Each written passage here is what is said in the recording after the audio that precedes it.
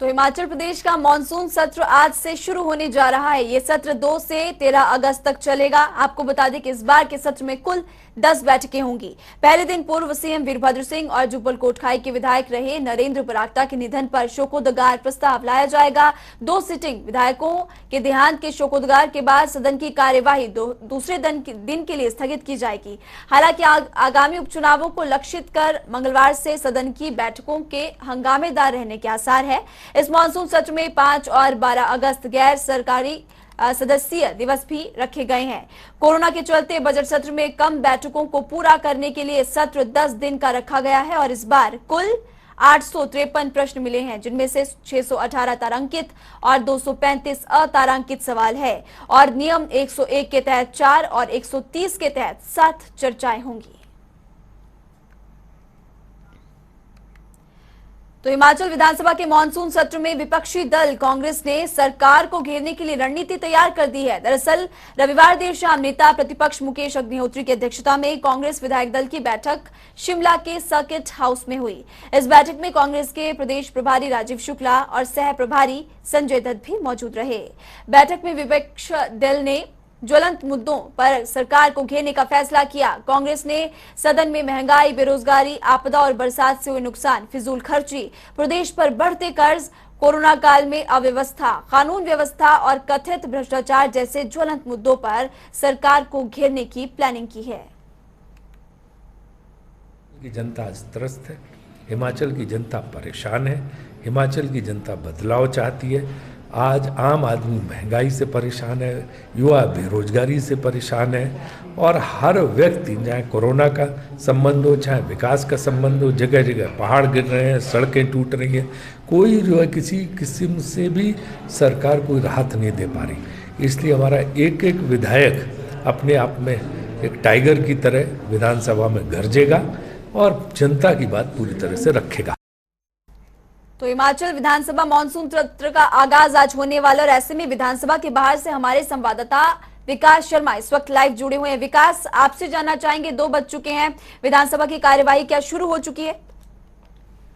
बिल्कुल, और ये पहला दिन है आज सत्र का और मानसून सत्र का आगाज आज से हो गया है। हालांकि आज जो है वो कार्यवाही के नाम पे ज्यादा कुछ नहीं होगा, आज सिर्फ शोकोदगार होगा। 5 ऐसे विधायक हैं जिनके बारे में बताया जा रहा है कि शोकोदगार प्रस्ताव जो है वो यहाँ पर लाया जाएगा, जिनमें से 3 जो हैं वो बताया जा रहा है कि शोकोदगार प्रस्ताव जो है वो यहाँ पर लाया जाएगा, जिनमें से 3 जो हैं वो अभी के सिटिंग विधायक जो हैं जिनका निधन अभी हो गया था और 2 जो हैं वो पूर्व में सदस्य रहे हैं, उनका निधन हुआ था। तो 5 कुल मिलाकर यहाँ पर सदस्य हैं जिनके लिए शोकोदगार यहाँ पर रखा गया है। हालांकि जो परंपरा यहाँ की है विधानसभा की, हिमाचल की, वो यही है कि जब भी शोकोदगार रखा जाता है उसके बाद तुरंत जो है विधानसभा की कार्यवाही को जो है अगले दिन के लिए स्थगित कर दिया जाता है। आज भी ऐसा ही होगा, शोकोदगार होगा और शोकोदगार के बाद स्थगित जो है वो कल सुबह 11 बजे तक के लिए कर दिया जाएगा। लेकिन इसी बीच मुद्दे कई तरह के हैं। देखिए, मुद्दों को जिस तरह से हम 2 दिन से लगातार बात कर रहे हैं, 2 दिन में जो है कई तरह की डेवलपमेंट्स जो है वो देखने के लिए मिली। एक तरफ जहां सत्ता पक्ष जो है वो आज शाम को रणनीति बनाएगा, आज शाम को विधायक दल की बैठक जो है वो होनी है शोकोदगार के स्थगित जब ये सदन की कार्रवाई होगी उसके बाद। लेकिन उससे पहले कल की अगर बात करें तो कल देर शाम जो है सीएलपी की बैठक हुई है और नेता प्रतिपक्ष जो है वो मौजूद रहे और खास तौर पर मौजूद रहे जो राजीव शुक्ला हैं कांग्रेस प्रभारी। उन्होंने साफ तौर पर यही कहा है कि हिमाचल प्रदेश में जो कई तरह के मुद्दे रहे हैं, चाहे कोरोना को लेकर हो, वैक्सीनेशन को लेकर हो, सही तरीके से वैक्सीनेशन जो है करने में विफल रही है सत्ता पक्ष राज्य सरकार, और ऐसे में ये कहा जा रहा है कि कोरोना से निपटने में भी विफल रही है। कहीं ना कहीं जो मौत का आंकड़ा है कोरोना से, उसको छुपाने की कोशिश यहाँ पर की जा रही है। यही नहीं, स्वास्थ्य, शिक्षा, सड़क समेत कई तरह के अहम मुद्दे हैं जिनको लेकर इस बार सदन के बीच में जाया जाएगा और विपक्ष पुरजोर तरीके से अपनी मांग यहाँ पर उठाएगा। नेता प्रतिपक्ष मुकेश अग्निहोत्री ने भी साफ शब्दों में ये कहा था कि इस बार का सदन जो है, सदन की कार्यवाही बेहद अलग रहेगी, लेकिन सार्थक चर्चा जो है वो चाहती है, विपक्ष जो है वो चाहता है। और ऐसे में सत्ता पक्ष का ये कहना था, मुख्यमंत्री जयराम ठाकुर का भी साफ तौर पर कहना है कि अब सार्थक चर्चा के लिए जो है वो सदन पूरी तरह से तैयार है, जो सत्ता पक्ष के विधायक हैं, राज्य सरकार है, वो पूरी तरह से तैयार है। ऐसे में हंगामा जरूर बरपेगा क्योंकि कई तरह के मुद्दे हैं, चाहे वो फोन टैपिंग का मामला हो, पेगासस का मुद्दा हो या फिर और कई अन्य मामले हैं हिमाचल प्रदेश पे जो पिछले लंबे समय से ज्वलन मुद्दे रहे हैं। ऐसे में नौकरियों की अगर बात करें, बेरोजगारी जो है वो बढ़ी है, इस तरह के महंगाई जो है वो लगातार बढ़ती चली जा रही है, जिसको लेकर राज्य सरकार विफल रही है कि अब इसको कंट्रोल नहीं किया जा सकता। ये तमाम तरह के मुद्दे हैं जिसको लेकर आरोप लगातार विपक्ष की तरफ से लगाए जा रहे हैं सत्ता पक्ष पर। और ऐसे में अब देखना यही होगा कि क्या जो ये कार्रवाई है सदन की वो ठीक तरीके से चलती है या फिर हंगामे की भेंट जो है ये सत्र भी चलता है। जाहिर तौर पर देखने वाली बात होगी, क्योंकि विपक्ष की तरफ से रणनीति पूरी तरह कर ली गई है और सत्ता पक्ष की तरफ से भी कहा यह जा रहा है कि विपक्ष के हर सवाल का जवाब हम देंगे। शुक्रिया विकास इस तमाम जानकारी के लिए। तो हिमाचल विधानसभा मानसून सत्र का आगाज आज हो चुका और कार्यवाही आपको बता दें कि विधानसभा की अब शुरू हो चुकी है।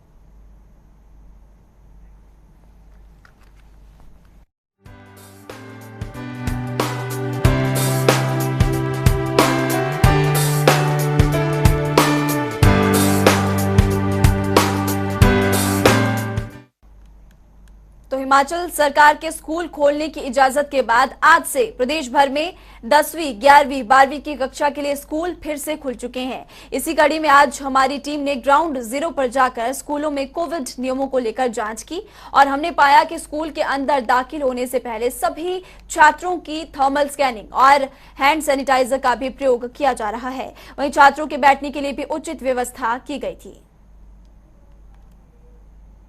अगस्त को हमारे जो स्कूल ओपन हुए हैं, जिसमें कि हिमाचल प्रदेश सरकार द्वारा जो SOP जारी की गई है उसके अकॉर्डिंग हमारे पास सैनिटाइजेशन, जो लिक्विड हैंड वॉश हैं, प्रॉपर सोशल डिस्टेंसिंग को ध्यान में रखते हुए पर बेंच सिंगल स्टूडेंट जो यहाँ पे बिठाया जा रहा है। और साथ में उनको आज ये गाइडेंस भी दी जाएगी कि कोई भी चीज़ जो है, चाहे खाने पीने की है, चाहे कोई उनका कोई स्टडी मटेरियल, वो आपस में शेयर ना करें, जिससे कि प्रॉपर डिस्टेंस मेंटेन रहे वहाँ पे। और टीचर जो है वो टाइम टाइम पे उनको कोविड से बचने की जो भी प्रिकॉशंस हैं वो उनको बताते रहेंगे। ऑनलाइन पढ़ाई उसमें बहुत समझ कमी आता है, इसलिए बहुत अच्छा लग रहा है स्कूल खुले हैं, क्योंकि ऑनलाइन पढ़ाई में समझ ही नहीं आता। तो हिमाचल में करीब 4 महीने बाद आज से स्कूल खुल चुके हैं, जिसमें पहले चरण में 10वीं, 11वीं और 12वीं कक्षा के विद्यार्थियों की ही नियमित कक्षाएं लगनी शुरू हो चुकी है।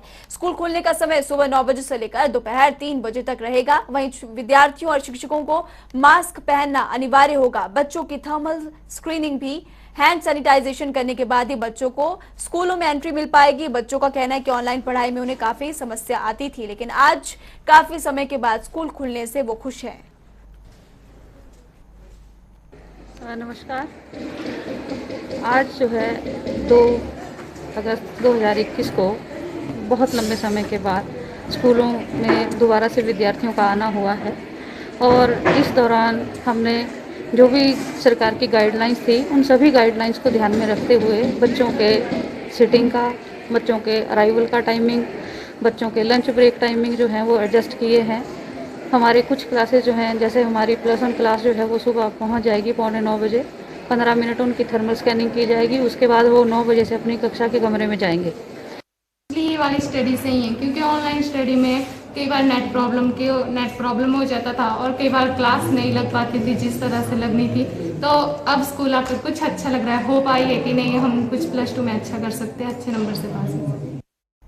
वहीं चंबा और लाहौल स्पीति जिले की अगर बात करें तो 2 अगस्त से स्कूल यहां पर नहीं खुलेंगे। चंबा में 3 और लाहौल स्पीति में 10 अगस्त से स्कूल खुलेंगे। प्रदेश के शेष जिलों में आज से 10वीं और 12वीं कक्षाएं लगनी शुरू हो चुकी है। आपको जानकारी दे दें कि चंबा में मिंजर मेले और लाहौल स्पीति में बादल फटने के चलते जिला प्रशासन ने शेड्यूल में बदलाव किया है। 2 अगस्त से स्कूलों में भी सभी शिक्षकों को हाजिर रहना अनिवार्य होगा। लाहौल स्पीति में बारिश और बादल फटने की घटनाओं के कारण कई सड़कें और पुल टूट चुके हैं। जिला प्रशासन ने लाहौल एवं उदयपुर मंडल में स्कूल और शैक्षणिक संस्थान 9 अगस्त तक बंद रखने के फिलहाल आदेश दिए हैं। तो ऊना से हमारे संवाददाता पंकज कतना इस खबर पर ज्यादा जानकारी के लिए लाइव जुड़ चुके हैं। पंकज, ऊना की अगर बात करें तो ऊना में भी स्कूल आज से खुल चुके हैं। क्या कुछ तैयारियां स्कूल प्रबंधन की तरफ से की गई? बच्चे क्या 100% कैपेसिटी के साथ हैं? बिल्कुल, मैं आपको बता दूं कि बच्चे 100% कैपेसिटी के साथ तो नहीं आए, पर लेकिन कहीं ना कहीं इतने बच्चे आए हैं उनकी थर्मल स्कैनिंग और साथ में उसके साथ में उनका टेम्परेचर वगैरह चेक किया जा रहा था और सैनिटाइजर किया जा रहा था। बच्चों को बिठाने के लिए सिंगल टेबल का यूज किया गया है। वहीं प्रधानाचार्य महोदय का कहना था कि जितने भी बच्चे आज आए हैं उनको बैठने की उचित व्यवस्था हमने की गई है और हर बच्चे का जो है थर्मल स्कैनिंग और हैंड सैनिटाइजर के उपरांत ही उसको अंदर ले जाने का स्कूल के अंदर आने की अनुमति दी जाएगी। उसके अलावा अगर बात की जाए, सरकारी स्कूल आज खुले हैं पर लेकिन प्राइवेट स्कूलों ने आज अपने स्कूल नहीं खोले हैं। वो कह रहे हैं कि हम पहले पेरेंट्स के साथ बातचीत करेंगे, उनसे परमिशन लेटर लेंगे, फिर हम बच्चों को स्कूल में बुलाने का कार्य जो है वो शुरू करेंगे। उसके लिए 2-3 दिन की प्रक्रिया जो है वो लग सकती है। जी पंकज, आपसे जानना चाहेंगे कि बच्चों के परिजनों को इसको लेकर क्या कुछ कहना और बच्चे क्या कुछ कह रहे हैं? देखिए, कुछ परिजन जो हैं वो थोड़ा सा असमंजस में हैं और कुछ बच्चे जो हैं वो बहुत ज्यादा एक्साइटेड थे स्कूल खुलने पे। तो हमने दोनों से बात करने का प्रयास किया। आज जनता टीवी की टीम जो है वो सुबह से ही स्कूलों में मौजूद थी और हमने अलग अलग स्कूलों में जाकर देखा और वहां पर बच्चों का उत्साह देखते ही बन रहा था। पर लेकिन पेरेंट्स अभी भी घबरा रहे हैं। कुछ पेरेंट्स का ये कहना है कि अगर शर्तों के अनुसार हमें कहा जाएगा कि बच्चों को आप स्कूल भेजिए और लिख के दीजिए तो वो हम नहीं करेंगे। सरकार को भी कुछ जिम्मेदारी आगे बढ़कर लेनी पड़ेगी। जी शुक्रिया पंकज इस तमाम जानकारी के लिए। तो आज से स्कूल खुल चुके हैं और आपको बता दें कि लाहौल स्पीति और चंबा में फिलहाल अभी स्कूल नहीं खुले हैं। अब बढ़ते हैं अगली खबर की ओर। हिमाचल प्रदेश में मौसम की अगर बात करें तो आज कुछ इलाकों में धूप छाई है, तो वहीं पर आपको बता दें कि कुछ इलाकों में हल्के बादल भी मंडरा रहे हैं। ऐसे में मौसम विभाग की तरफ से यह भी कहा गया है कि 2 से 3 दिनों में प्रदेश में कहीं कहीं बारिश हो सकती है। 2 तस्वीरें फिलहाल आपको इस वक्त दिखा रहे हैं। किन्नौर जिले की पहली तस्वीर और दूसरी तस्वीर आपकी टीवी स्क्रीन पर बिलासपुर जिले से। मौसम दोनों जिलों में साफ है और बता दें आपको कि धूप खिली हुई और लोगों ने भी अब राहत की सांस यहां पर ली, क्योंकि बीते दिनों प्रदेश में जमकर बारिश हुई थी और बारिश के कारण जो आफत सामने आई थी उसकी तस्वीरें भी जनता टीवी ने सबसे पहले आपको दिखाई थी।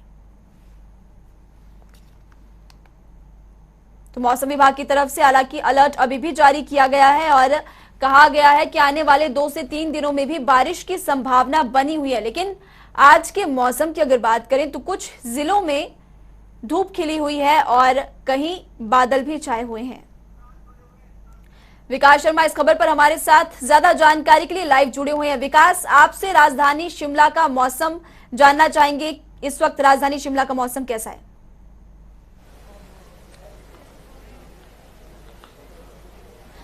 बिल्कुल, देखिए 12 बजे के बाद से हल्की बारिश जो है वो यहाँ पर हो रही थी और ऐसे में बीच में बारिश तेज भी हो गई थी और मौसम विभाग ने जो ताज़ा अलर्ट जारी किया है वो ये कहना है मौसम विभाग का कि 12:15 बजे के बाद से बारिश जो है उस शुरू होनी थी और 4 से 5 जिले ऐसे हैं जहां पर भारी बारिश का अनुमान जो है वो यहाँ पर लगाया गया और इस बाबत येलो अलर्ट जारी किया गया है। ये कहना है मौसम विभाग का और जो मौसम वैज्ञानिकों ने जो आंकलन किया है उसके हिसाब से ये बिल्कुल सटीक इस समय भविष्यवाणी जो है मौसम विभाग की देखी जा रही है। कई हिस्सों में राज्य के आज भी बारिश जो है वो हो रही है और ऐसे में जो विजिबिलिटी है वो बहुत कम है। मौसम विभाग का ये कहना था कि आज भी विजिबिलिटी काफी कम बनी रहेगी और ऐसा ही दिखाई दे रहा है।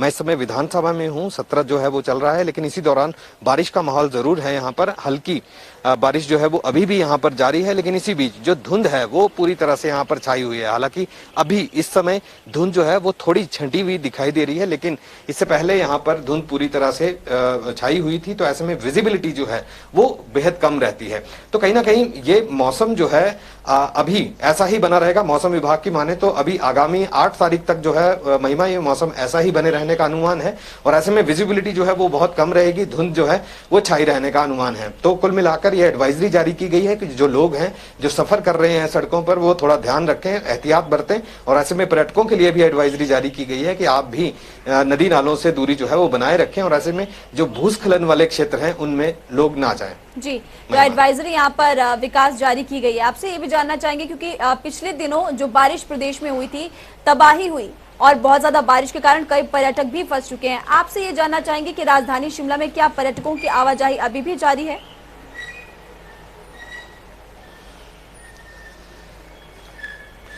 बिल्कुल, देखिए अभी वीकेंड था और वीकेंड के मौके पर भी खासी भीड़ जो है वो यहाँ पर देखी गई, लेकिन पिछले हफ्ते के मुकाबले अगर हम बात करें तो इस बार इतना रश नहीं था, क्योंकि पिछले दिनों में जो बरसातें हुई हैं और ऐसे में कई एनएच बंद पड़े हैं और जिन्हें खोलने का काम जो है युद्ध स्तर पर किया जा रहा है। बहुत सी ऐसी पेयजल परियोजनाएं हैं जो बाधित हुई हैं।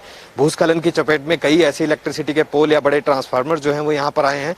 सबसे पहले जिला प्रशासन को राज्य सरकार की तरफ से यही निर्देश दिए गए थे कि अगर इस तरह से कोई अगर आपदा आती है तो सबसे पहले आपको उन्हें रिस्टोर करना होगा, यानी कि जो ट्रांसफार्मर्स हैं, जो बिजली बहाली का काम है वो युद्ध स्तर पर किया जा रहा है। और उसके साथ साथ जो पीने के पानी की जो बड़ी परियोजनाएं हैं वो बाधित हुई हैं। पीने का पानी जो है मुहैया कराने के लिए उन तमाम परियोजनाओं को जो है वो रिस्टोर करने का काम चल रहा है, लेकिन इसके साथ साथ सड़कों को बहुत बड़ा नुकसान जो है वो यहाँ पर हुआ है। तो यही कहा जा रहा है कि सड़कों के रख रखाव के लिए जो कर्मचारी हैं उनकी छुट्टियां रद्द कर दी गई हैं और ऐसे में उनके रिस्टोर करने के लिए, सड़कों को तुरंत जो है वो बहाल करने के लिए युद्ध स्तर पर काम यहाँ पर किया जाए। जी, तो युद्ध स्तर पर यहाँ पर काम किया जा रहा है। शुक्रिया विकास इस तमाम जानकारी के लिए। तो हिमाचल में मौसम मिला जुला इस वक्त है। बढ़ते हैं अगली खबर की ओर। मंडी में कांग्रेस के वरिष्ठ नेता और पूर्व स्वास्थ्य मंत्री कौल सिंह ठाकुर ने प्रेस कॉन्फ्रेंस का आयोजन किया था। पूर्व स्वास्थ्य मंत्री कौल सिंह ठाकुर ने कहा कि प्रदेश सरकार में कैबिनेट मंत्री महेंद्र सिंह ठाकुर ही सरकार चला रहे हैं। उन्होंने कहा कि इसके लिए प्रदेश सरकार को महेंद्र सिंह ठाकुर को प्रदेश का सुपर चीफ मिनिस्टर घोषित कर देना चाहिए। चंगर क्षेत्र तहसील कुंडिया की फकेड़ पंचायत का भरनाला गांव आज भी सड़क सुविधा से महरूम है, जिस वजह से गांव में मरीजों के लिए मॉडर्न एम्बुलेंस नहीं पहुंचती है। और इसी के चलते बता दें आपको कि पालकी एम्बुलेंस के सहारे मरीज गांव से सड़क तक लगभग 4 से 5 किलोमीटर पैदल लिए जाते हैं। वहीं बरसात के दिनों में भी इस गांव की कच्ची सड़क पूरी तरह से क्षतिग्रस्त हो चुकी है। फिलहाल ग्रामीणों ने सरकार से मांग की है कि गांव को जल्द से जल्द सड़क सुविधा से जोड़ा जाए। तो वर्किंग जर्नलिस्ट एसोसिएशन पालमपुर ने पर्यटन विभाग के होटल टी बर्ड प्रबंधन के साथ मिलकर वन विभाग के साथ मिलकर होटल टी बर्ड परिसर में पौधारोपण किया। रविवार को आयोजित की गई इस पौधारोपण कार्यक्रम में करीब 3 दर्जन पौधे देवदार के लगाए गए। गौरतलब है कि पालमपुर वर्किंग जर्नलिस्ट एसोसिएशन पिछले 4 से 5 साल से पौधारोपण कार्यक्रम आयोजित करती आई है।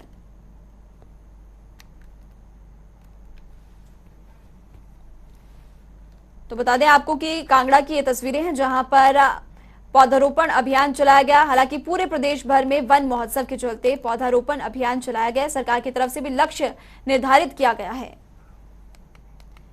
मुख्यमंत्री जयराम ठाकुर ने रविवार को लाहौल स्पीति के जिला स्तर के वरिष्ठ अधिकारियों के साथ बैठक का आयोजन किया। उन्होंने अधिकारियों को प्रदेश सरकार की नीतियों और कार्यक्रमों का प्रभावी क्रियान्वयन सुनिश्चित करने के भी आदेश दिए। मुख्यमंत्री ने लोक निर्माण विभाग, जल शक्ति विभाग, हिमाचल प्रदेश राज्य विद्युत बोर्ड, कृषि एवं बागवानी विभाग से बाढ़ से हुए नुकसान की विस्तार से रिपोर्ट भी मांगी है।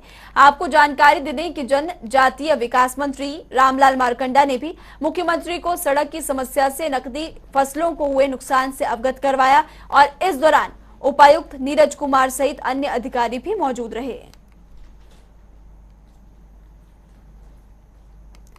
डीएसपी वीर बहादुर ने देर रात पांवटा साहिब के यमुना बैरियल और बहराल बेरेल का भी निरीक्षण किया। इस दौरान उन्होंने पुलिस जवानों को दिशा निर्देश भी दिए। दरअसल कुछ दिनों पहले हिमाचल के मुख्यमंत्री जयराम ठाकुर को फोन पर अभद्र भाषा में 15 अगस्त को तिरंगा न लहराने के लिए संदेश भेजा गया था, जिसको लेकर पांवटा साहिब पुलिस टीम ने कमर कस ली है और उत्तराखंड, हरियाणा, यूपी आदि राज्यों से भी आ रहे हर छोटे बड़े वाहनों की चेकिंग इस मौके पर की जा रही है।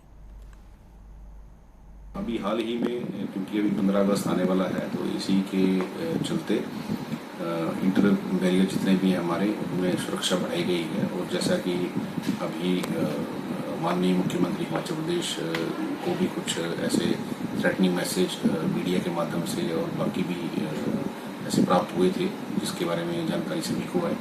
तो इसी के तहत हमने बैरियर्स पे नाइट चेकिंग और डे में भी एक्सटेंसिव चेकिंग जो है वो व्हीकल्स की हम कर रहे हैं, ताकि किसी प्रकार की ऐसी गतिविधि को हम रोकने का प्रयास करें।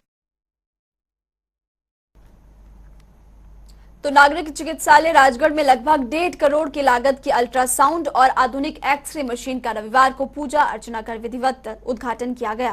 वहीं आपको ये भी जानकारी दे दें कि बिलासपुर के स्वारघाट में भी श्री नैना देवी से विधायक रामलाल ठाकुर ने उपमंडल स्वारघाट की ग्राम पंचायत को मंडल स्तरीय वन महोत्सव का शुभारंभ कर यहां पर 1 करोड़ हाईटेक नर्सरी बनाने की घोषणा की।